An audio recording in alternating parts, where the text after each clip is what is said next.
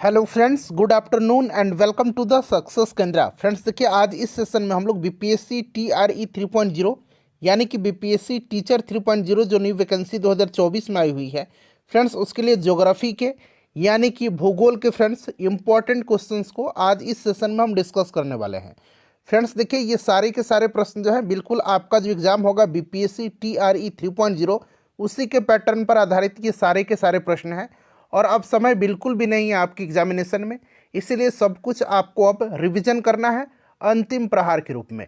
तो आज हमारा यह ज्योग्राफी का सुपर फास्ट रिवीजन सेशन है बीपीएससी टीआरई 3.0 के लिए। फ्रेंड्स, अगर आपने अब तक चैनल को सब्सक्राइब नहीं किया है तो सब्सक्राइब जरूर कर लीजिए, और जो बगल में बेल आइकन है, घंटी का निशान है, उसको भी जरूर दबा लीजिएगा, ताकि जब भी बीपीएससी टीआरई 3.0 से संबंधित कोई भी इंपॉर्टेंट वीडियो अपलोड किया जाए तो उसका नोटिफिकेशन सबसे पहले आपके पास पहुंच जाए। तो चलिए फ्रेंड्स, सेशन आज के स्टार्ट करते हैं। एक बार सभी लोग जल्दी से सेशन को लाइक कर दीजिए और इसका लिंक फटाफट किसी भी एक ग्रुप में जहां कहीं भी आप हैं वहां पर शेयर कर दीजिए। एक बार सभी लोग जल्दी से सेशन को लाइक कर देंगे और फटाफट इसका लिंक किसी भी एक ग्रुप में शेयर कर देंगे। चलिए आज का सेशन फ्रेंड्स अब हम लोग स्टार्ट करते हैं। तो फ्रेंड्स, जैसे मैंने आपको बताया है कि आज इस सेशन में हम लोग बीपीएससी टीआरई 3.0 न्यू वैकेंसी 2024 के लिए ज्योग्राफी के यानी कि भूगोल के इम्पॉर्टेंट क्वेश्चंस को इस सेशन में हम डिस्कस करने वाले हैं। आपके एग्जाम में बिल्कुल भी अब समय नहीं बचा हुआ, इसीलिए सब कुछ आपको अब अंतिम प्रहार के रूप में करना है, आपको रिविजन करना है बस। और यह हमारा ज्योग्राफी का सुपर फास्ट रिविजन सेशन है बीपीएससी टीआरई 3.0 के लिए। चलिए सेशन शुरू कर लेते हैं। एक बार सभी लोग जल्दी से सेशन को लाइक कर देंगे। फ्रेंड्स, आज के सेशन का पहला प्रश्न पढ़ेंगे। पहला प्रश्न है कि विश्व का सबसे बड़ा कॉफ़ी उत्पादक देश कौन सा है। आंसर सभी लोग कमेंट करते चलिएगा। देखिए, वैसे आपका रिवीजन भी होगा अच्छे तरीके से अगर आप आंसर कमेंट करते चलेंगे तो, ठीक है ना फ्रेंड्स। और जो भी मैं एक्सप्लेन करूँगा उसको भी ध्यानपूर्वक आप जरूर सुनिएगा। इस तरह से एक प्रश्न के साथ साथ आपके 2 से 3 प्रश्न जो है कवर होते चलेंगे। चलिए सभी लोग आंसर बताइएगा कि विश्व का सबसे बड़ा कॉफ़ी उत्पादक देश कौन सा है। विश्व का सबसे बड़ा कॉफ़ी उत्पादक देश जो है यह ब्राज़ील है। कौन सा देश है फ्रेंड्स? यह ब्राज़ील है। अब यहाँ से 2-3 प्रश्न पूछा जाता है। देखिए ध्यान दीजिएगा, दक्षिण अमेरिका का देश ब्राज़ील को कहवा पात्र भी कहा जाता है। इसको कहवा पात्र भी कहा जाता है। अगर आपसे पूछा जाए कि कहवा पात्र किस देश को कहा जाता है तो दक्षिण अमेरिका का यह कंट्री है ब्राज़ील, इसको कहवा पात्र भी कहा जाता है। और ब्राज़ील के कहवा के बागों को फजेंडा कहा जाता है। क्या कहा जाता है? ब्राज़ील के कहवा के बागों को फजेंडा कहा जाता है। ब्राज़ील का जो सैंटोस बंदरगाह है, ब्राज़ील का जो सैंटोस बंदरगाह है, इसको आप ध्यान रखिएगा, बड़ा इंपॉर्टेंट पॉइंट मैं बता रहा हूँ। ब्राज़ील का सैंटोस बंदरगाह कॉफ़ी बंदरगाह के नाम से भी जाना जाता है, कॉफ़ी बंदरगाह के भी नाम से। अच्छा, विश्व में कहवा की मंडी साओ पौलो को कहा जाता है। विश्व में कहवा की मंडी जो है ये साओ पौलो को कहा जाता है। भारत का सबसे बड़ा कॉफ़ी उत्पादक राज्य अगर पूछा जाएगा तो ये राज्य कर्नाटक है। 4-5 प्रश्न मैंने आपका कवर कराया हुआ है। चलिए दूसरा प्रश्न पढ़िएगा कि इनमें से किस नदी के भाग को 1988 में राष्ट्रीय जलमार्ग 2 घोषित किया गया। बताइए, इनमें से किस नदी के भाग को 1988 में 1988 में राष्ट्रीय जलमार्ग 2 घोषित किया गया। बताइए, सभी लोग इसका आंसर कमेंट करिएगा। तो देखिए, ब्रह्मपुत्र नदी के भाग को किया गया था। ब्रह्मपुत्र नदी के भाग को 1988 में राष्ट्रीय जलमार्ग 2 घोषित किया गया था। तो देखिए, ऑप्शन में ब्रह्मपुत्र नहीं दिया गया है, इसीलिए यहाँ पर राइट आंसर ऑप्शन नंबर ई होगा, उपरोक्त में से कोई नहीं। अच्छा, राष्ट्रीय जलमार्ग जो 1 है, इंपॉर्टेंट है, याद रखिएगा। राष्ट्रीय जलमार्ग 1 इलाहाबाद और हल्दिया के बीच गंगा नदी पर स्थित है। ठीक है, गंगा नदी का भाग है। तो जो आपका राष्ट्रीय जलमार्ग 1 जो है यह आपका इलाहाबाद और हल्दिया के बीच गंगा नदी में स्थित है। ठीक है, और जलमार्ग जो 2 है, राष्ट्रीय जलमार्ग 2, ये किस नदी का भाग है? तो ब्रह्मपुत्र नदी का भाग है। क्लियर ना फ्रेंड्स? चलिए आगे बढ़ते हैं, नेक्स्ट क्वेश्चन कर लेंगे। अच्छा, भारतीय अंतर्देशीय प्राधिकरण का मुख्यालय अगर पूछा जाएगा कि कहाँ पर है तो फ्रेंड्स याद रखिएगा, नोएडा में है।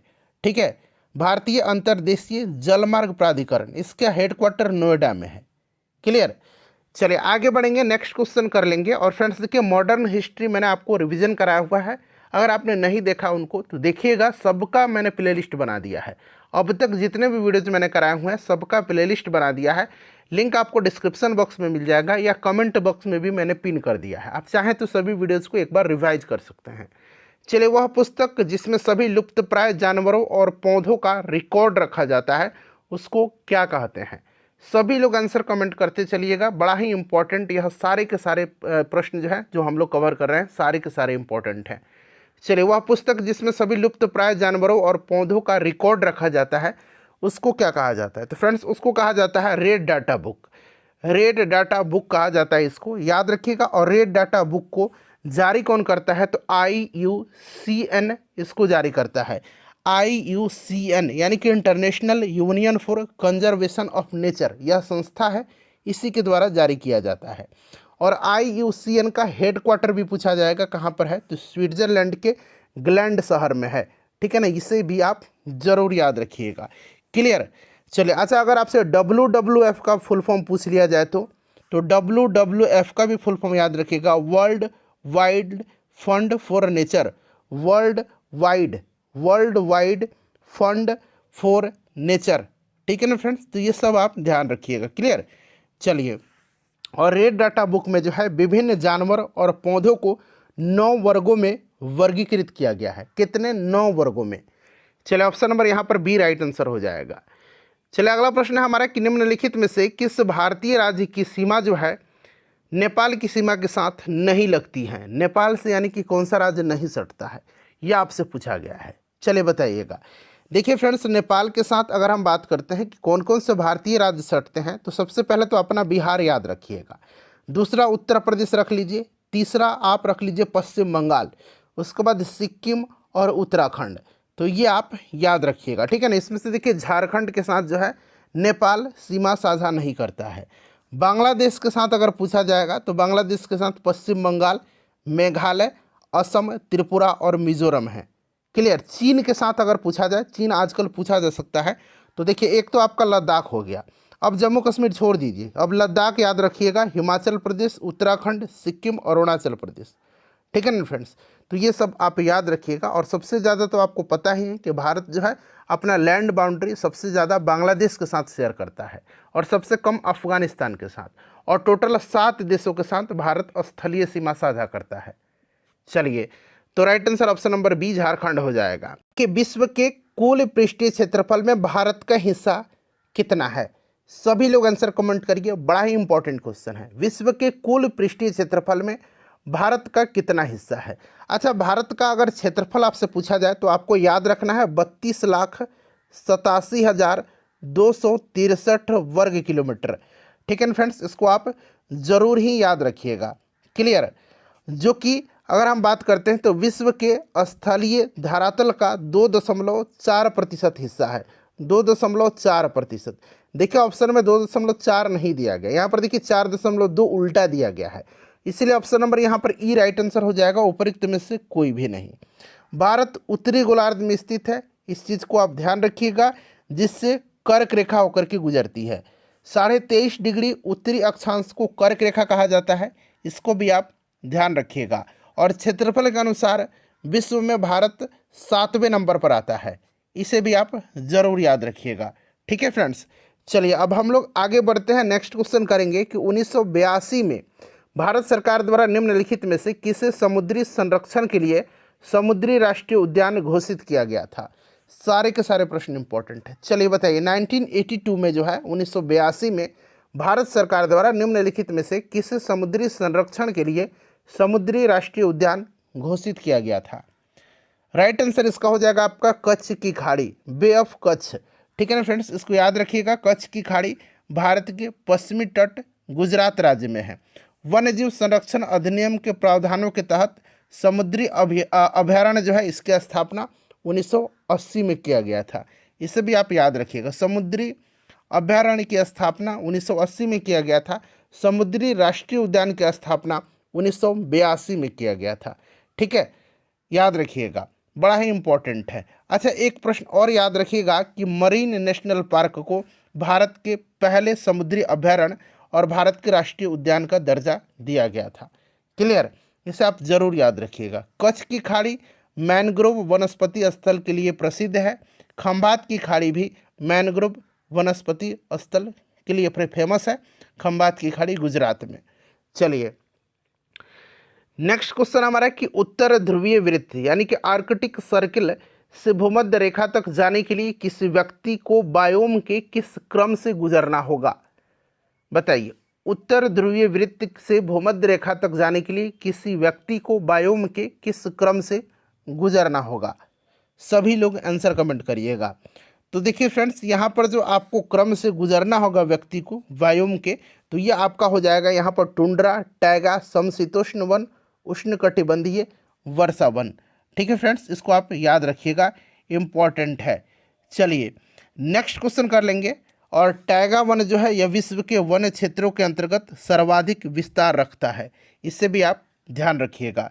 ठीक है, चलिए नेक्स्ट क्वेश्चन कर लेंगे। अगला प्रश्न है हमारा, ऑप्शन नंबर यहाँ पर बी राइट आंसर हो जाएगा कि कॉमेट नामचा बरवा गुरला मंदाता, यहाँ पर अंग्रेजी में भी दिया गया है, निम्न में से किसके नाम हैं? देखिए कॉमेट या कामेट पढ़िए, नामचा बरवा और गुरला मंदाता जो है ये सभी हिमालय की पर्वतीय चोटियों के नाम हैं। ये सभी किसके नाम हैं? हिमालय के पर्वतीय चोटियों के नाम हैं। क्लियर, याद रखिएगा, ये सभी हिमालय के पर्वतीय चोटियों के नाम हैं। हिमालय भूगर्भीय रूप से युवा एवं बनावट के दृष्टिकोण से वलित पर्वत है। भूगर्भीय रूप से युवा यानी कि यंग, और बनावट की दृष्टि से वलित पर्वत यानी कि यंग फोल्डेड माउंटेन का यह एग्जाम्पल है, याद रखिएगा, इम्पॉर्टेंट है। ठीक है ना फ्रेंड्स। और हिमालय को मुख्यतः 3 भागों में विभाजित किया गया है, मुख्य हिमालय, ट्रांस हिमालय और पूर्वांचल यानी कि उत्तर पूर्व हिमालय। मुख्य हिमालय में ही विश्व की सबसे ऊंची पर्वत चोटी माउंट एवरेस्ट स्थित है। ठीक है ना, माउंट एवरेस्ट की नाम भारत के पूर्व महासर्वेक्षक सर जॉर्ज एवरेस्ट के नाम पर रखा गया। ठीक है, हिमालय की 3 श्रेणियां हैं, बृहद हिमालय, मुख्य हिमालय और शिवालिक। ठीक है, हिमालय की श्रेणी 3 है और 3 भाग में मैंने आपको बताया था, मुख्य हिमालय, ट्रांस हिमालय और पूर्वांचल। और श्रेणी अगर पूछा जाएगा पर्वत श्रेणी तो बृहद हिमालय, मध्य हिमालय और शिवालिक। बृहद हिमालय की कुछ ऊंची चोटियां जैसे कि मैं आपको बता रहा हूं, याद रखिएगा, आपका माउंट एवरेस्ट, कंचनजंगा, मकालू, धौलागिरी, नंगा पर्वत, अन्नपूर्णा, नंदा देवी, कॉमेट, नमसा बरवा। ठीक है, ये सब आप याद रखिएगा। और नदी घाटी के आधार पर हिमालय का वर्गीकरण आपको पता है कि पंजाब हिमालय सिंधु से सतलज नदी के बीच में है, कुमायूं हिमालय सतलज से काली नदी, नेपाल हिमालय काली से तीस्ता और असम हिमालय तीस्ता से दिहांग। ठीक है ना, तो ये सब आप याद रखिएगा। मैंने बहुत सारे प्रश्न आपका कवर करा दिया। देखिए नेक्स्ट क्वेश्चन आ गया हमारा कि काठियावाड़ प्रायद्वीप, खाली स्थान दिया गया है, का भौगोलिक और सांस्कृतिक विस्तार है। काठियावाड़ प्रायद्वीप का भौगोलिक और सांस्कृतिक विस्तार है, सभी लोग बताइएगा। काठियावाड़ प्रायद्वीप अहमदाबाद का भौगोलिक और सांस्कृतिक विस्तार है। काठियावाड़ प्रायद्वीप सौराष्ट्र में स्थित है। काठियावाड़ दक्षिण पश्चिम गुजरात राज्य में प्रायद्वीपीय क्षेत्र पश्चिम भारत में स्थित है। यह कच्छ की खाड़ी, खंबात की खाड़ी और अरब सागर से घिरा हुआ है। ठीक है ना, काठियावाड़ का पठार गुजरात राज्य में स्थित है, इससे आप याद रखिएगा। और गिर पर्वत इसी पठार का अंग है। गिर पर्वत जो है इसी पठार का अंग है। क्लियर। चलिए फ्रेंड्स नेक्स्ट क्वेश्चन कर लेंगे। अगला प्रश्न हमारा कि प्लूटो ग्रह की खोज किसने किया था? प्लूटो जो ग्रह है इसका खोज किसने किया था? प्लूटो ग्रह की खोज किया था क्लाइड टॉमबॉग ने। तो यहाँ पर देखिएगा राइट आंसर क्लाइड टॉमबॉग दिया गया है, option number B right answer हो जाएगा। ठीक है ना फ्रेंड्स, याद रखिएगा। उसके बाद देखिएगा कि यहाँ पर जॉन एडम्स का नाम दिया गया है, ये नहीं है। विलियम हर्शल ने अरुण का खोज किया था, ठीक है ना, तो इसको भी आप साथ साथ याद रख सकते हैं। चलिए फ्रेंड्स अगला प्रश्न करेंगे कि दुनिया का पहला आधिकारिक ईयर मेल फरवरी 1911 में कहाँ से कहाँ भेजा गया था? ईयर मेल, ठीक है ना, जो मेल भेजा जाता है, चिट्ठी कह सकते हैं आप, संदेश कह सकते हैं, ईयर मेल। ठीक है, जीमेल जैसे बोलते हैं, वैसे ये ईयर मेल है, हवा के माध्यम से। दुनिया का पहला आधिकारिक ईयर मेल फरवरी 1911 में भेजा गया था। कहाँ से कहाँ तक? बताइए राइट आंसर। राइट आंसर इसका क्या हो जाएगा? तो फ्रेंड्स यह इलाहाबाद से नैनी के बीच में भेजा गया था। ठीक है ना, इलाहाबाद से नैनी के बीच में भेजा गया था, याद रखिएगा, इलाहाबाद से नैनी के बीच में भेजा गया था। तो यहाँ पर देखिए इलाहाबाद और नैनी, ऑप्शन नंबर सी यहाँ पर राइट आंसर हो जाएगा। ठीक है ना फ्रेंड्स, याद रखिएगा। चलिए नेक्स्ट क्वेश्चन कर लेंगे हम लोग। अगला प्रश्न है हमारा इलाहाबाद और नैनी के बीच में। चलिए उसके बाद देखिए इनमें से कौन सी पर्वत श्रृंखला स्विट्जरलैंड में स्थित है। इसमें से स्विट्जरलैंड में स्थित कौन सी पर्वत श्रृंखला है? तो इसमें से देखिए स्विट्जरलैंड में जो है ये आपका आल्प्स पर्वत श्रृंखला है। आल्प्स पर्वत श्रृंखला, ठीक है ना। यूरोप में नवीन पर्वतों में आल्प्स और काकेसस जो है, आल्प्स और काकेसस ये आपके नवीन पर्वत में ये आपके लिए प्रमुख हैं, याद रखिएगा। ठीक है ना। चलिए तो यहाँ पर आपका आल्प्स हो जाएगा, याद रखिएगा। अच्छा एक पिरेनीज पर्वत है, यहाँ पर मैं लिखता हूँ पिरेनीज, पढ़िए। पहले आंसर इसका लगा देता हूँ, या फिर आप पिरेनीज पढ़िए। पिरेनीज, पिरेनीज जो पर्वत है यह फ्रांस को स्पेन से अलग करता है। ठीक है ना, इसको आप ध्यान रखिएगा। चलिए, और फ्रांस से आल्प्स पर्वत इटली को अलग करता है। ठीक है, फ्रांस से जूरा पर्वत, जूरा पर्वत जो है फ्रांस से जूरा पर्वत, यह फ्रांस से स्विट्जरलैंड को अलग करता है। क्लियर। चलिए, और माउंट ब्लैक जो है ये आल्प्स पर्वत की सबसे ऊंची चोटी है। नेक्स्ट क्वेश्चन हमारा कि इनमें से कौन सा जलडमरू रूस और संयुक्त राज्य अमेरिका के बीच जो है एक राज्य के बीच स्थित है? कौन से जलडमरू मध्य है जो रूस और संयुक्त राज्य अमेरिका के बीच में है? रूस और संयुक्त राज्य अमेरिका के बीच में। तो फ्रेंड्स यह आपका बेरिंग जलडमरू मध्य है। बेरिंग राइट आंसर हो जाएगा। बेरिंग है, इसको आप याद रखिएगा। बेरिंग जो है यह आपके संबंधित सागर इससे पूछा जाए तो आर्कटिक एवं बेरिंग सागर, और यह संयुक्त राष्ट्र जो अमेरिका है इसका अलास्का और रूस के मध्य में यह स्थित है। ठीक है फ्रेंड्स। चलिए नेक्स्ट क्वेश्चन कर लेंगे। अगला प्रश्न है हमारा, एक मिनट रुक जाइए फ्रेंड्स। अच्छा यहाँ पर देखिए मैगलन जो है ना, मैगलन भी देख लीजिए। मैगलन जो है, मैगलन जल संधि का नाम आपने पढ़ा होगा। मैगलन जो है ये आपका चिली में है। इसकी भौगोलिक स्थिति अगर पूछा जाए तो चिली में पड़ेगा, और यह प्रशांत और दक्षिण अटलांटिक महासागर के मध्य में है। ठीक है, पाक जलडमरू यह भारत और श्रीलंका के मध्य में है, याद रखिएगा। चलिए फ्रेंड्स अगला प्रश्न करेंगे कि अल नीनो के संबंध में कौन सा कथन जो है सही है? एल नीनो के संबंध में कौन सा कथन सही है? चलिए बताइए। एल नीनो के संबंध में देखिए, एल नीनो और ला नीनो, आपने अल नीनो और ला नीनो का नाम सुना होगा, या ला नीना पढ़िए, ला नीना का नाम पढ़ा होगा। ठीक है, अब देखिए फ्रेंड्स अल नीनो और ला नीना यह आपका क्या है कि याद रखिएगा जटिल मौसम संबंधी एक पैटर्न है, और ये विषुवतीय प्रशांत महासागरीय क्षेत्र में समुद्र के तापमान में भिन्नता के कारण घटित होते हैं।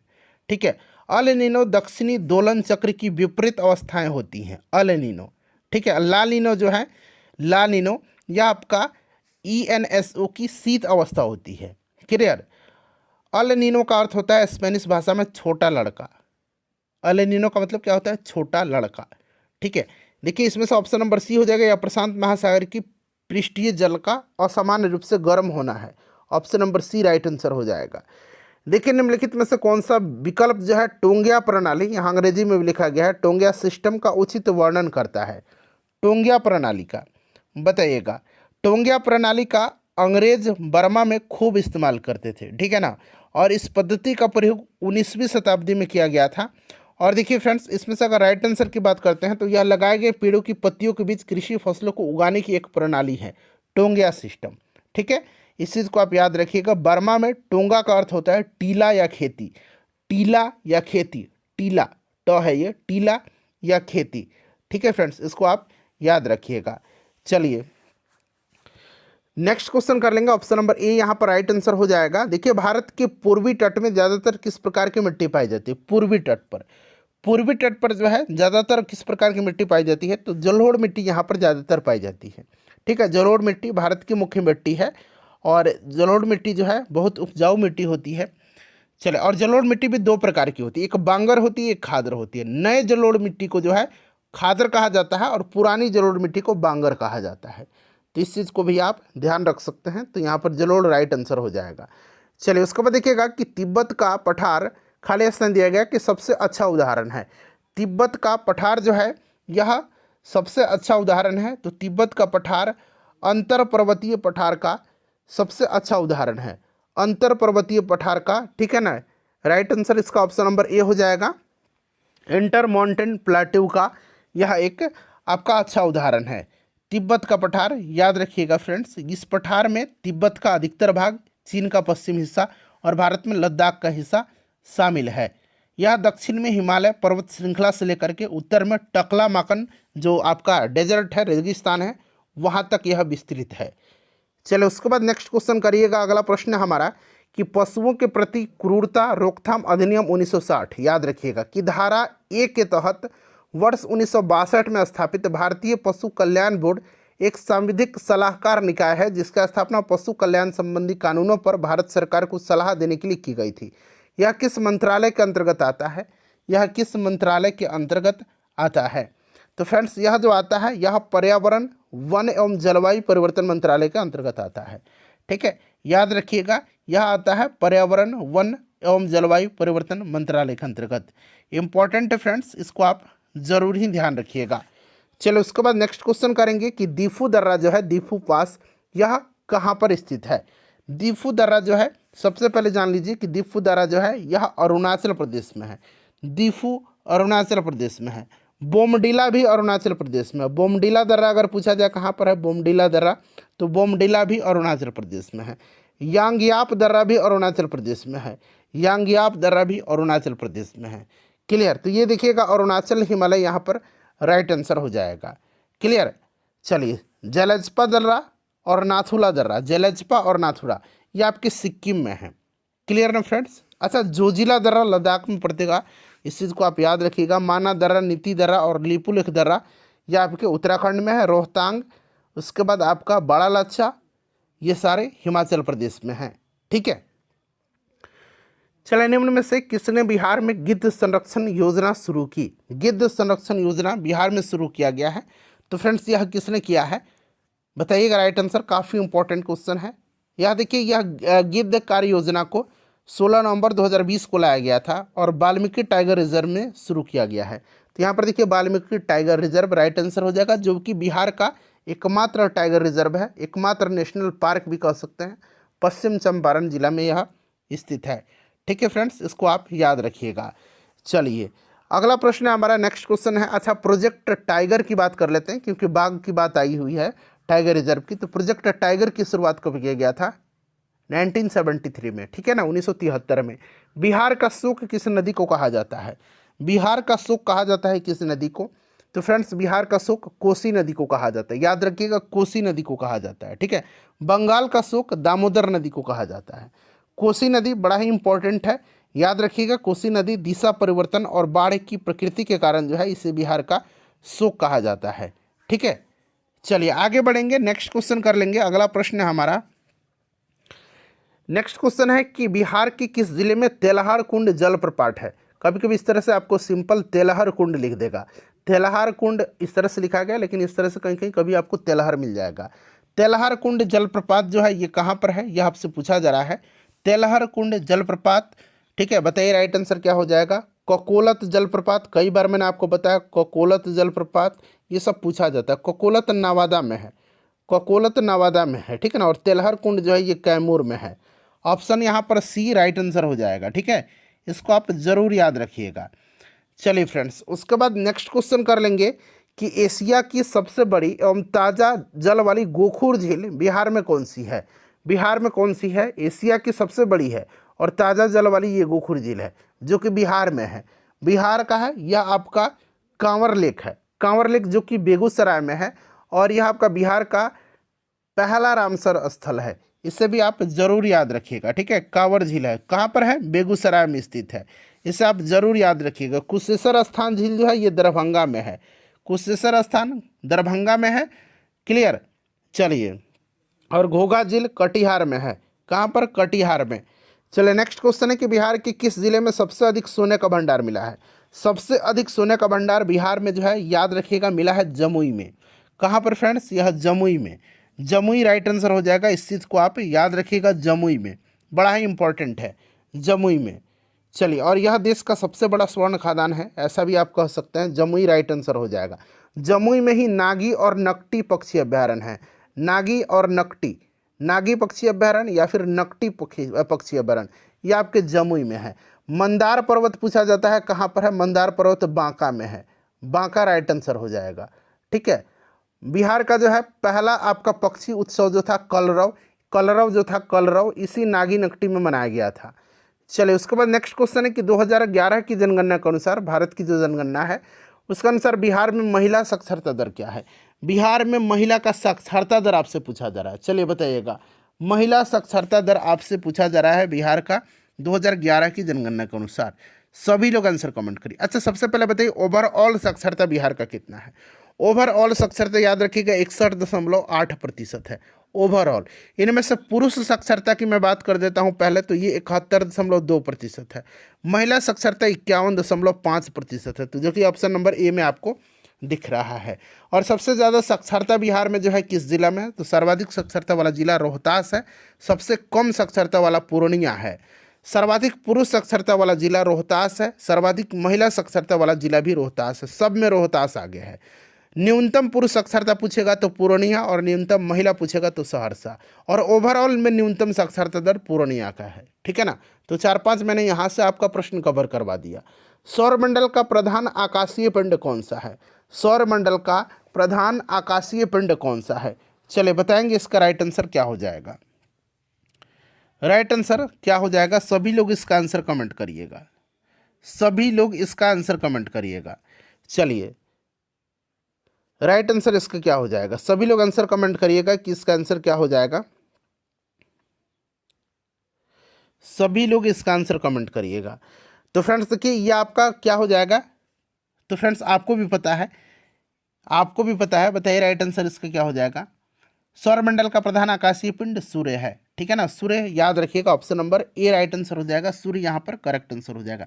अर्थात टोटल कितने ग्रह हैं, टोटल 8 ग्रह हैं, इसे भी आप याद रखिएगा, 9 नहीं 8 ग्रह हैं, इससे आप जरूर याद रखिएगा। चलिए अच्छा ब्रह्मांड का अध्ययन क्या कहलाता है, अगर आपसे पूछा जाए तो ब्रह्मांड का अध्ययन जो है ये कॉस्मोलॉजी कहलाता है, कॉस्मोलॉजी कहलाता है, ठीक है, इसे भी आप जरूर याद रखिएगा। चलिए फ्रेंड्स अगला प्रश्न है कि पृथ्वी के आंतरिक परत नीफे जो है, यह नीफे, इस तरह से नीफे याद रखिएगा, किन तत्वों की प्रचुरता है। तो Ni से निकेल हो गया और Fe से फेरस यानी कि लोहा हो गया, ठीक है ना।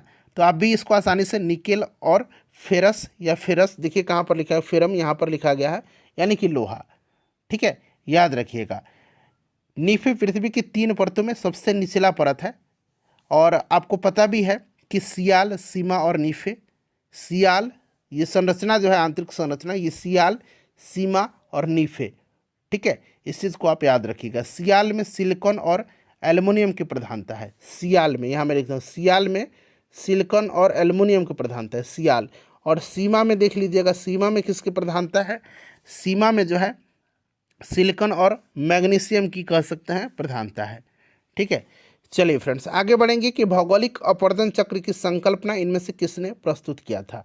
भौगोलिक अपवर्तन चक्र की संकल्पना, तो भौगोलिक अपवर्तन चक्र की संकल्पना जो है विलियम मॉरिस डेविस ने दिया था, विलियम मॉरिस डेविस ने, ठीक है ना, डब्ल्यू यानी कि William M for Morris Davis ने दिया था, याद रखिएगा, बड़ा ही इंपॉर्टेंट है, ठीक है। उन्होंने 1899 में 1899 में भौगोलिक चक्र की संकल्पना का प्रतिपादन किया था, इंपॉर्टेंट है फ्रेंड्स, आप जरूर याद रखिएगा, ठीक है।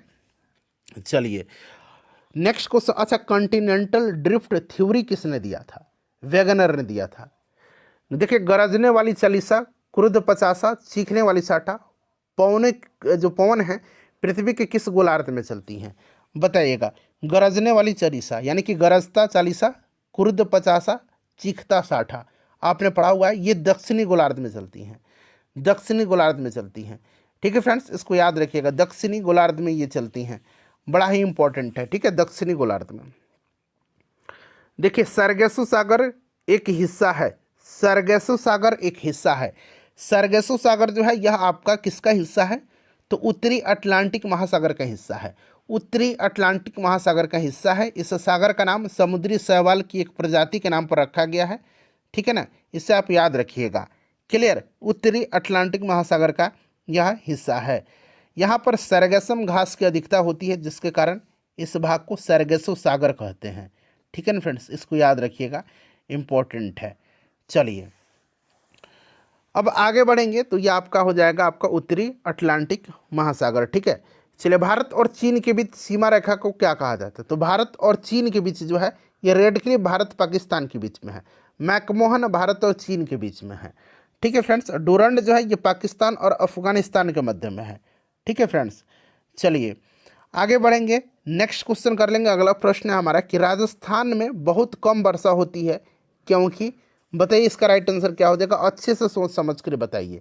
ऑलरेडी ये बीपीएससी प्रश्न पूछ चुका है एक बार। राजस्थान में बहुत कम वर्षा होती है, कारण इसका क्या है, तो क्योंकि हवाएं किसी प्रकार की बाधाओं को पार नहीं करती हैं, जिसके कारण ठंडा होने के लिए आवश्यक ऊंचाई नहीं प्राप्त होती है। बीपीएससी ने यही आंसर दिया हुआ है। ऑप्शन नंबर यहाँ पर ए राइट आंसर हो जाएगा। ठीक है, ऑप्शन नंबर ए यहाँ पर करेक्ट आंसर हो जाएगा। भारत में सबसे कम वर्षा कहाँ पर होता है, तो लद्दाख लेह में होता है। ठीक है, और सबसे ज़्यादा आपको मौसिनराम में होता है, मेघालय में। इसे भी आप याद रखिएगा। चलिए फ्रेंड्स, निम्न कथनों पर विचार करिए। पहले ध्यान दीजिए, ये बीपीएससी का पूछा गया प्रश्न है। और देखिए यहाँ पर जो है आपको मैं बताता हूँ। देखिए भारत में बाघ परियोजना 1973 में चालू किया गया था। प्रोजेक्ट टाइगर बिल्कुल करेक्ट है। और प्रोजेक्ट टाइगर जो है ये बाघों को संरक्षित करने का एक कार्यक्रम है, बाघ परियोजना बिल्कुल करेक्ट है। अब यहाँ पर देखिए वर्ष 2022 में राष्ट्रीय जैव विविधता दिवस मनाया गया था, जिसकी विषय वस्तु सभी जीवन के लिए एक साझा भविष्य का निर्माण है।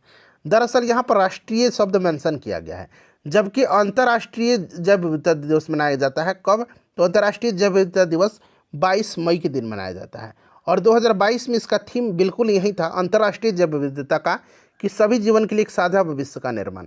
लेकिन बीपीएससी ने इसको आंसर में गलत माना हुआ है, क्योंकि यहाँ राष्ट्रीय शब्द दिया हुआ है, इसलिए बीपीएससी आंसर पहला को माना है और तीसरा को माना है। अब आपको 2023 वाला अंतर्राष्ट्रीय जैव विविधता दिवस जो 22 मई के दिन मनाया जाता है, इसका थीम याद रख लेंगे। इसका थीम है from agreement to action, build back biodiversity. ठीक है ना, ये याद रखिएगा। चलिए फ्रेंड्स, तो पहला और तीसरा यहाँ पर आंसर सही है। नेक्स्ट क्वेश्चन है हमारा कि करेवा किस प्रकार की मिट्टी के लिए प्रसिद्ध है। करेवा, चलिए बताइएगा, करेवा किस प्रकार की मिट्टी के लिए प्रसिद्ध है। करेवा जो है फ्रेंड्स यह किस प्रकार की मिट्टी के लिए, तो करेवा जो है यह केसर की खेती के लिए प्रसिद्ध होती है। करेवा किस प्रकार की खेती के लिए, मिट्टी नहीं, मिट्टी मैंने गलती से पढ़ा है, किस प्रकार की खेती के लिए, तो केसर की खेती के लिए। और केसर जो है आपको याद है कि जम्मू कश्मीर में होता है। ठीक है, करेवा कश्मीर घाटी की एक झील निक्षेप है, इसे आप याद रखिएगा। ठीक है फ्रेंड्स। चलिए, और सबसे ज़्यादा केसर ईरान में होता है। कंट्री का नाम पूछेगा तो भारत का कौन सा राज्य थोरियम उत्पादन में अग्रणी है। थोरियम के उत्पादन में अग्रणी राज्य जो है ये आप याद रखिएगा, कौन सा राज्य है बताइए। थोरियम, देखिए विश्व में अगर बात करते हैं तो आपका मोनाजाइट का सबसे बड़ा भंडार केरल में है। ठीक है, मोनाजाइट से थोरियम निकालता है, आपको याद है, केरल राइट आंसर होगा। देखिए अखबारी कागज उद्योग निम्न में से किस स्थान पर अवस्थित है। अखबारी कागज उद्योग, देखिए अखबारी कागज उद्योग जो है ये आपके मध्य प्रदेश के नेपानगर में है। नेपानगर में है। ठीक है फ्रेंड्स, इसको आप जरूर याद रखिएगा, नेपानगर में है। क्लियर, चलिए याद रखिएगा फ्रेंड्स, इंपॉर्टेंट है। उसके बाद देखिए भारत में प्रथम कोयला खान कहाँ खोदी गई थी। पहला भारत का कोयला खान कहाँ पर खोदी गई थी, बताइए राइट आंसर क्या हो जाएगा। तो फ्रेंड्स ये आपके रानीगंज में, ठीक है ना, पश्चिम बंगाल में पड़ता है, रानीगंज में खोदी गई थी। रानीगंज में कोयला खनन कार्य 1774 में शुरू किया गया था। ठीक है फ्रेंड्स, इसको आप याद रखिएगा। चलिए, और लोहा जो होता है, लोहा को उद्योगों की जननी कहा जाता है। ठीक है फ्रेंड्स, झारखंड की झरिया भारत का सबसे बड़ा कोयला खनन क्षेत्र है, इसे भी आप ध्यान रखेंगे। चलिए, जनगणना 2011 के अनुसार सबसे अधिक अनुसूचित जनजाति जो है इनमें से कौन सी है। सबसे अधिक, तो सबसे अधिक जो है इस चीज़ को याद रखिएगा, जनगणना 2011 के अनुसार, ये आपको याद रखना है फ्रेंड्स, ये आपका भील है। ठीक है ना, भील यहाँ पर राइट आंसर होगा। बिहार राज्य का कुल भौगोलिक क्षेत्रफल पूछा गया है, तो आपको जबान पर याद रखना है। मैंने बताया था ना कि बिहार राज्य का कुल भौगोलिक क्षेत्रफल 94,163 वर्ग किलोमीटर है। ठीक है ना, 94,163 वर्ग किलोमीटर है। इस चीज़ को आपको जबान पर याद रखना है। क्लियर, चलिए 94,163 वर्ग किलोमीटर। निम्नलिखित में से कौन सा भारतीय वन्य जीव अभयारण्य एशियाई शेरों यानी कि एशियाटिक लायंस के लिए आवास है। चलिए बताइए, एशियाई शेरों का आवास इसमें से कौन सा है, सभी लोग बताइएगा, बड़ा ही इंपॉर्टेंट है। देखिए फ्रेंड्स, यह गिर है, गिर वन्य जीव अभयारण्य एशियाई शेरों का आवास है। यह गुजरात में पड़ता है। ठीक है ना, गुजरात में है, इसे आप ध्यान रखिएगा, इंपॉर्टेंट है। गिर वन संरक्षित क्षेत्र की स्थापना 1913 में एशियाई बब्बर शेरों को संरक्षण के लिए किया गया था और 1960 के दशक में अभयारण्य का दर्जा इसे दिया गया था। ठीक है ना। अच्छा, सरिस्का कहाँ पर है? सरिस्का टाइगर रिजर्व है ये भी, यह आपका राजस्थान में पड़ता है। कान्हा कहाँ पर पड़ता है? कान्हा मध्य प्रदेश में पड़ता है। ठीक है फ्रेंड्स। बांधवगढ़ पूछा जाएगा, बांधवगढ़ तो ये आपका मध्य प्रदेश में है। वाल्मीकि टाइगर रिजर्व पूछेगा तो आपका कहाँ पर है? बिहार में है। ठीक है ना, इस चीज़ को आप याद रखिएगा। चलिए, इंद्रावती पूछा जाएगा, इंद्रावती कहाँ पर है? तो ये आपका छत्तीसगढ़ में है, छत्तीसगढ़ में इंद्रावती। ठीक है ना, इससे भी आप याद रखिएगा। चलिए फ्रेंड्स, आगे बढ़ते हैं, नेक्स्ट क्वेश्चन करेंगे। इनमें से कौन सा भूमध्य सागर में स्थित सबसे बड़ा द्वीप है? इनमें से पूछा गया, इनमें से आपको बताना है। बताइए राइट आंसर क्या हो जाएगा? भूमध्य सागर में स्थित सबसे बड़ा द्वीप जो है ये सिसिली है। सिसिली द्वीप इटली का स्वायत्त प्रदेश है। ठीक है, भूमध्य सागर में सिसिली राइट आंसर हो जाएगा ऑप्शन नंबर सी। ठीक है फ्रेंड्स, इसको आप याद रखिएगा, बड़ा ही इंपॉर्टेंट है। अच्छा देखिएगा कि हिंद महासागर में स्थित मेडागास्कर सबसे बड़ा द्वीप है, हिंद महासागर में। ठीक है, हिंद महासागर में। प्रशांत महासागर में सबसे बड़ा द्वीप बोर्नियो है, प्रशांत महासागर में बोर्नियो है। विश्व का सबसे बड़ा द्वीप पूछेगा तो ग्रीनलैंड है, जो कि आर्कटिक सागर का है। ठीक है ना, ग्रीनलैंड। तो मैंने आपको 4-5 प्रश्न करा दिया ना। ठीक है, हिंद महासागर का सबसे बड़ा मेडागास्कर, प्रशांत महासागर का बोर्नियो, विश्व का सबसे बड़ा द्वीप ग्रीनलैंड और भूमध्य सागर में स्थित सबसे बड़ा द्वीप सिसिली। चलिए, गल्फ स्ट्रीम जो है यह किस खाड़ी से निकलती है? गल्फ स्ट्रीम जो है, चलिए बताइएगा, गल्फ स्ट्रीम जो है राइट आंसर क्या होगा इसका? यह गर्म जल्द की धारा है, गल्फ स्ट्रीम। बताइए राइट आंसर इसका क्या हो जाएगा? Gulf stream. सभी लोग भाई आंसर कमेंट करिएगा। सारे के सारे प्रश्न मैं जो करा रहा हूँ वो आपके एग्जाम के दृष्टिकोण से इंपॉर्टेंट है। बताइए गल्फ स्ट्रीम, सभी लोग आंसर कमेंट करिएगा। गल्फ स्ट्रीम जलधारा जो है यह अटलांटिक महासागर की गर्म जलधारा है, अटलांटिक महासागर की यह गर्म जलधारा है। और यहाँ पर याद रखिएगा कि यह आपका कहाँ से, किसके खाड़ी से निकलती है? तो मैक्सिको की। ऑप्शन नंबर यहाँ पर सी राइट आंसर हो जाएगा। ठीक है, चलिए उसके बाद देखिएगा कि निम्नलिखित में से कौन सा बंदरगाह भारत की पूर्वी तट पर स्थित है? भारत की पूर्वी तट पर स्थित बंदरगाह जो है मैं आपको बता देता हूँ, ये आपका हल्दिया है, पारादीप है, तूतीकोरिन है। ये सारे के सारे जो है यहाँ पर पूर्वी तट पर स्थित बंदरगाह है, इसीलिए ऑप्शन नंबर डी यहाँ पर करेक्ट आंसर हो जाएगा। ठीक है, राइट आंसर ऑप्शन नंबर यहाँ पर आपका डी, उपरोक्त में से एक से अधिक हो जाएगा, याद रखिएगा। ठीक है, चलिए फ्रेंड्स आगे बढ़ेंगे। और अगर हम बात करते हैं इनमें से, तो देखिए भारत में वर्तमान में 13 बड़े बंदरगाह हैं, सर्वाधिक 3 तमिलनाडु में है। ठीक है ना, याद रखिएगा। चलिए फ्रेंड्स, उसके बाद नेक्स्ट क्वेश्चन कर लेंगे हम लोग कि निम्नलिखित में से, और देखिए पश्चिमी तट पर बाकी हो जाएंगे, आपको कांडला पूछा जाएगा, पश्चिमी तट पर है। ठीक है ना, तो ये सब याद रखिएगा। चलिए, निम्नलिखित में से किस भारतीय राज्य में अभी भी रैट होल माइनिंग की जाती है? रैट होल माइनिंग की जाती है अभी भी किस राज्य में? अभी भी रैट होल माइनिंग की जाती है किस राज्य में? बताइए। तो मेघालय राज्य में अभी भी रैट होल माइनिंग की जाती है। उत्तर पूर्वी भारत के अधिकांश जनजातीय क्षेत्रों में खनिजों का स्वामित्व व्यक्तिगत स्तर पर समुदायों को प्राप्त है और मेघालय में कोयला लौहस्क, चूना पत्थर और डोलोमाइट के विशाल निक्षेप पाए जाते हैं। इस चीज़ को आप याद रखिएगा। तो यहाँ पर आपको राइट आंसर क्या हो जाएगा? मेघालय में। ठीक है, याद रखिएगा। चलिए फ्रेंड्स, उसके बाद नेक्स्ट क्वेश्चन हमारा कि तेंदु, अमलतास, बेल जैसे सामान्य पेड़ भारत के किस प्रकार के वनों में पाए जाते हैं? तेंदु, अमलतास, बेल जैसे सामान्य वन जो है भारत के किस प्रकार के वनों में पाए जाते हैं? तो फ्रेंड्स भारत में जो है ये आपके पाए जाते हैं कहाँ पर? तो शुष्क पर्णपाती वन में, शुष्क पर्णपाती वन, इसको आप याद रखिएगा, शुष्क पर्णपाती वन। ठीक है ना फ्रेंड्स, चलिए शुष्क पर्णपाती वन। चलिए नेक्स्ट क्वेश्चन कर लेंगे। अगला प्रश्न हमारा कि उस जल निकासी पैटर्न का नाम बताइए जहां नदी एक घाटी से निकलती है और सभी दिशाओं में बहती है। एक घाटी से निकलती है और सभी दिशाओं में यह बहती है। बताइए राइट आंसर क्या हो जाएगा? उस जल निकासी का पैटर्न का नाम बताइए जहां नदी एक पहाड़ी से निकलती है और सभी दिशाओं में बहती है। बताइए।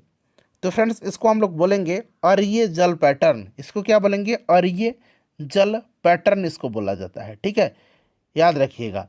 चलिए, अरीय जल पैटर्न इसको कहा जाता है।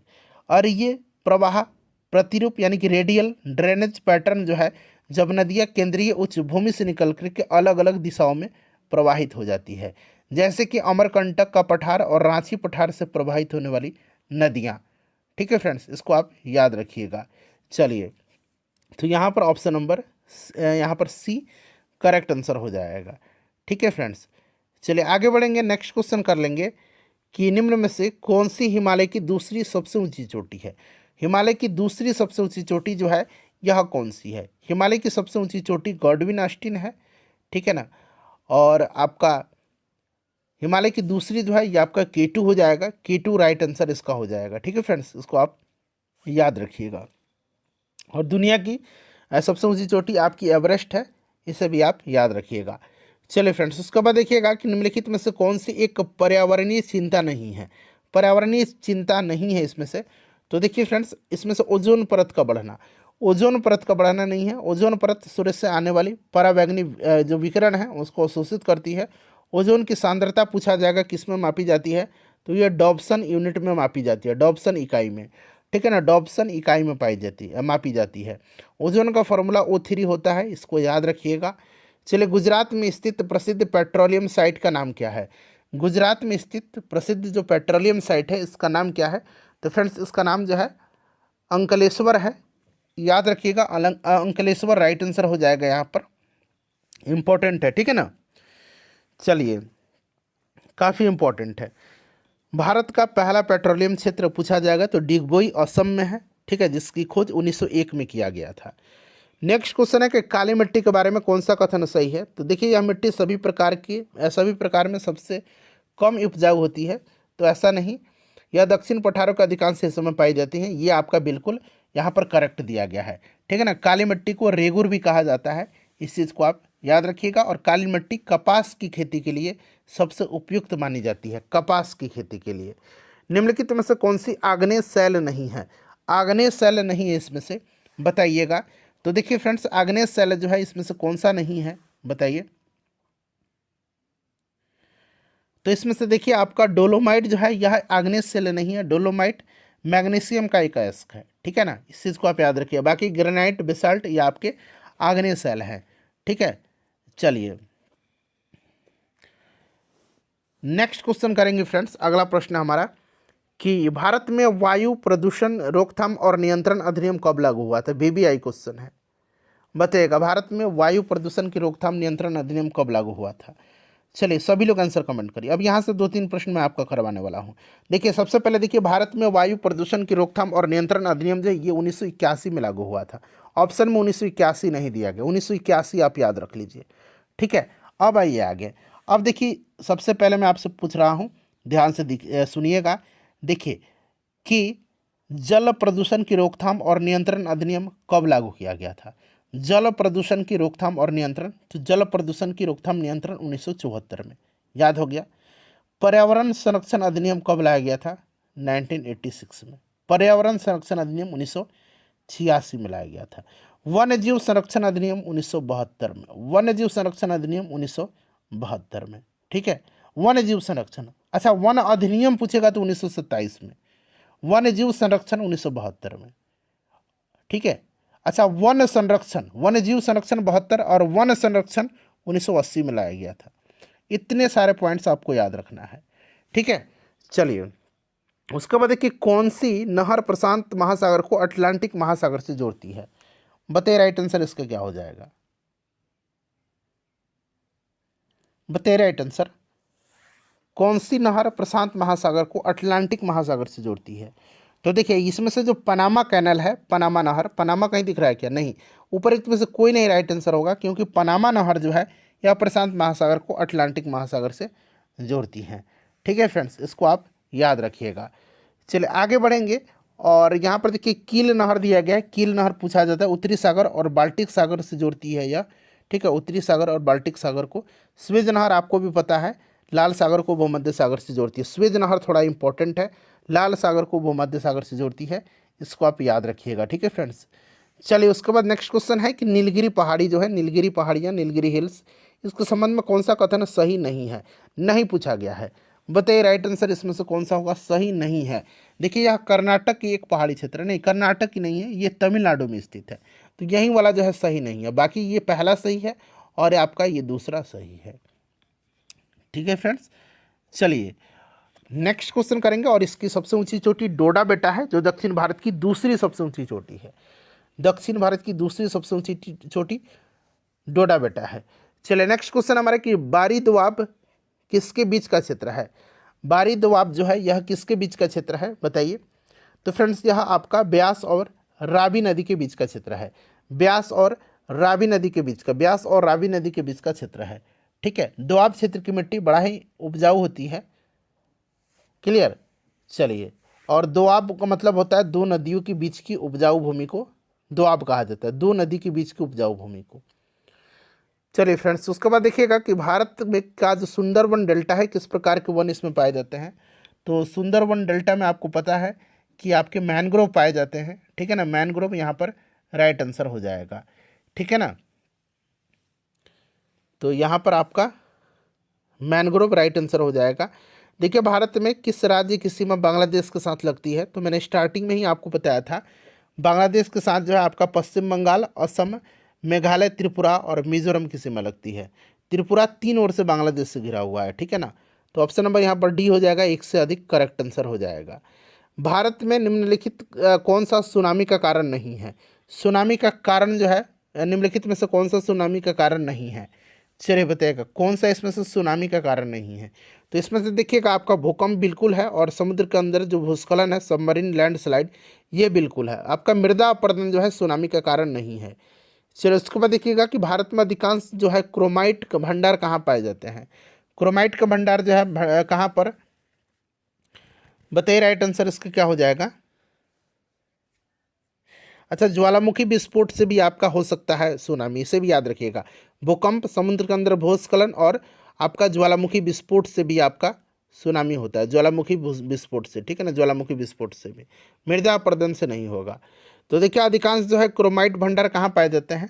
अधिकांश क्रोमाइट भंडार जो पाए जाते हैं फ्रेंड्स, ये आपके पाए जाते हैं उड़ीसा में। कहाँ पर, उड़ीसा में राइट आंसर हो जाएगा। ठीक है, उड़ीसा में लगभग 90% क्रोमाइट उड़ीसा में पाया जाता है। ठीक है ना, चलिए नेक्स्ट क्वेश्चन कर लेंगे हम लोग। अगला प्रश्न है हमारा कि अटोक में पहाड़ी जो आपका यात्रा के अंत में सिंधु नदी अफगानिस्तान की किस नदी से जुड़ती है। काफ़ी इंपॉर्टेंट है। सिंधु नदी जो है ये आपकी जुड़ जाती है कहाँ पर, तो अटोक में अपनी पहाड़ी यात्रा के अंत में सिंधु नदी अफगानिस्तान की काबुल नदी से जुड़ती है। काबुल नदी, ठीक है ना, काबुल नदी अफगानिस्तान में हिंदू कुश पर्वतों की आपका संगलाख श्रृंखला से शुरू होती है। हिंदू कुश पर्वत की संगलाख श्रृंखला से शुरू होती है और पाकिस्तान के अटक शहर के पास सिंधु नदी में विलय हो जाती है। ठीक है, जिसको आप याद रखिएगा, इंपॉर्टेंट है, काफ़ी इंपॉर्टेंट है। और आगे मैं आपको बताता हूँ कि जो अरब का लेखक था अल-बेरूनी, इसने काबुल नदी को गोरबंद की नदी के रूप में संबोधित किया है। ठीक है, इतना आगे नहीं पढ़ना आपको ज्योग्राफी में। चलो उसके बाद देखिए निम्नलिखित में से कौन सा विश्व में सबसे जो है आपका विश्व में सबसे जो है प्रचारित वन्य जीव अभियान है, यानी कि सुप्रचारित वन्य जीव अभियान है, जिसे 1973 में शुरू किया गया था। तो 1973 में मैंने आपको बताया था कि 1973 में प्रोजेक्ट टाइगर शुरू किया गया था। तो यहाँ पर प्रोजेक्ट टाइगर राइट आंसर हो जाएगा, ऑप्शन नंबर ए। ठीक है, प्रोजेक्ट टाइगर करेक्ट आंसर इसका हो जाएगा। टाइगर मैन ऑफ इंडिया किसको कहा जाता है, कैलाश सांखला को कहा जाता है। चलिए यहाँ पर ध्यान दीजिएगा, बाघों की संख्या अभी जो है आपका 3682 है, इसे आप याद रखिएगा 3682। चलिए उसके बाद देखिए क्षोभ मंडल के बारे में निम्नलिखित में से कौन सा कथन सत्य है। तो देखिए यह वायुमंडल का सबसे निचला भाग है क्षोभ मंडल। ठीक है ना, वायुमंडल का यह आपका सबसे निचला परत है, जिसको संवहन मंडल, परिवर्तन मंडल अथवा क्षोभ मंडल कहा जाता है। ठीक है, और इसको विक्षोभ मंडल भी कहा जाता है। और क्षोभ मंडल में सभी जो आपकी मौसम संबंधी घटनाएं हैं, जैसे कि आपका संघनन, वर्षा, कोहरा, बादल, ये सब इसी में है। ठीक है ना, और इसकी औसत ऊंचाई 13 किलोमीटर है। तो कौन सा कथन सही है, तो वहाँ पर ऑप्शन नंबर यहाँ पर सी बिल्कुल राइट आंसर हो जाएगा। ठीक है फ्रेंड्स, चलिए उसके बाद नेक्स्ट क्वेश्चन हम लोग कर लेंगे अब कि पैंजिया के टूटे हुए दक्षिणी महाद्वीप किसके निकट स्तर है। पैंजिया के, तो पैंजिया के टूटे हुए दक्षिणी महाद्वीप के गोंडवाना लैंड के स्तर हैं। गोंडवाना लैंड यहाँ पर राइट आंसर हो जाएगा, ऑप्शन नंबर बी। ठीक है फ्रेंड्स, इसको आप याद रखिएगा। गोंडवाना जो है इसका उत्तरी भाग को जो है लॉरेशिया कहा जाता है, ठीक है ना। लॉरेशिया और गोंडवाना प्रदेश के मध्य टीथिस, यहाँ मैं लिखता हूँ टीथिस नामक, क्या मैंने अभी बताया आपको कि लॉरेशिया और गोंडवाना प्रदेश के मध्य टीथिस नामक एक संकरा सागर था, और इन दोनों स्थलों के मिल करके पैंजिया कहा गया है, ठीक है। तो इस चीज़ को आप याद रखिएगा। और भारत में कुल कोयला भंडार का लगभग 98% गोंडवाना संरचना में पाया जाता है। चलिए, तो यहाँ पर option number B right answer हो जाएगा। आर्कटिक क्षेत्र और अंटार्कटिका महाद्वीप किसके निकट स्थित है? तो आर्कटिक क्षेत्र और अंटार्कटिका महाद्वीप जो है ये उत्तरी और दक्षिणी ध्रुव के निकट हैं, ठीक है फ्रेंड्स। इंपॉर्टेंट क्वेश्चन है, इसको आप याद रखिएगा। देखिए, म्यांमार के साथ भारत के किन राज्यों की सीमाएं मिलती हैं? म्यांमार के साथ, तो देखिए म्यांमार के साथ अगर बात करते हैं तो आपका अरुणाचल प्रदेश, नागालैंड, मणिपुर और मिजोरम राज्य की सीमा लगती है। म्यांमार को जो है गोल्डन पैगोडा के नाम से, यानी कि स्वर्णिम पैगोडा के नाम से भी जाना जाता है, ठीक है फ्रेंड्स। इसको आप याद रखिएगा। यहाँ की जो इरावदी नदी है, म्यांमार की इरावदी नदी, जैसे भारत में गंगा है वैसे म्यांमार की इरावदी नदी जो है ना, इरावदी नदी, इसे म्यांमार की जीवन रेखा कहा जाता है, ठीक है। इससे आप याद रखिएगा, इंपॉर्टेंट है। चलिए फ्रेंड्स, और यहाँ पर एक अराकान योमा पर्वत श्रेणी है, अराकान योमा, ठीक है, याद रखिएगा। यहाँ पर देखा अरुणाचल प्रदेश, नागालैंड, मणिपुर और मिजोरम से। चलिए, उसके बाद देखिएगा कि निम्नलिखित में से कौन सा समुद्री जैव विविधता के दृष्टिकोण से दुनिया का सबसे समृद्ध क्षेत्र है, जिसमें ज्वार नदमुख, समुद्र तट, निकटवर्ती पर्यावरण के जंगल, समुद्री घास, प्रवाल भित्तियां, नमक दलदल और मैनग्रोव के साथ साथ 21 द्वीप शामिल हैं। ये कौन सा है बताइए? तो फ्रेंड्स, ये आपका मन्नार की खाड़ी का जो बायो रिजर्व है वही है, option number A right answer हो जाएगा, ठीक है। मन्नार की खाड़ी राष्ट्रीय उद्यान हिंद महासागर में तमिलनाडु के समीप में स्थित क्षेत्र है, और यहाँ पर आपका कोरल रीफ पाई जाती हैं, ठीक है फ्रेंड्स, इसको आप याद रखिएगा। चलिए, उसके बाद नेक्स्ट क्वेश्चन हमारा है कि कोपेन की जलवायु वर्गीकरण के अनुसार बीपीएससी का पूछा गया प्रश्न है कि उत्तर प्रदेश और बिहार की जलवायु जो है ये किस प्रकार के प्रदेश में आते हैं। कोपेन की जो वर्गीकरण है, जलवायु वर्गीकरण, उसके अनुसार उत्तर प्रदेश और बिहार किस प्रकार के जलवायु प्रदेश में आते हैं? तो उत्तर प्रदेश और बिहार जो आते हैं फ्रेंड्स, ये आपके CWG में आते हैं, CWG में, ठीक है ना। तो यहाँ पर option number A right answer हो जाएगा, इसको आप याद रखिएगा, ठीक है।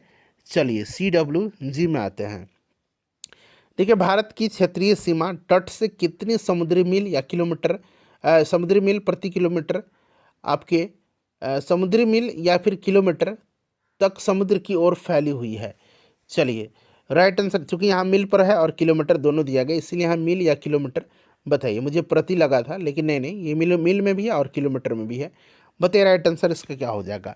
तो फ्रेंड्स, ये आपका 12 समुद्री मील जो है, ठीक है, और 21.9 किलोमीटर, जो कि ऑप्शन नंबर यहाँ पर ऑप्शन नंबर बी में दिया गया है, बिल्कुल राइट आंसर हो जाएगा, ठीक है।